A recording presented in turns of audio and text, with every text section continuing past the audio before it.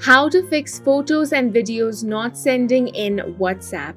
So if you're not able to send photos and videos in WhatsApp, I'm going to show you some methods on how you can fix that. First, you want to head over to your Play Store application and here search for WhatsApp.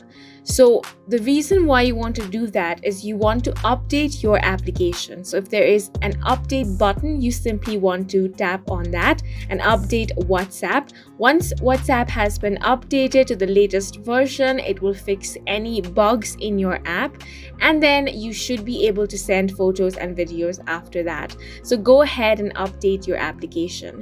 The next thing you want to do is head over to your settings.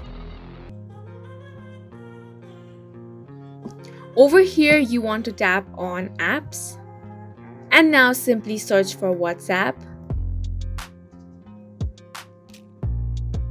Now what you want to do is tap on storage, and then here you want to clear the cache and then clear your data. So once the cache and data has been cleared, it should fix any of this issue.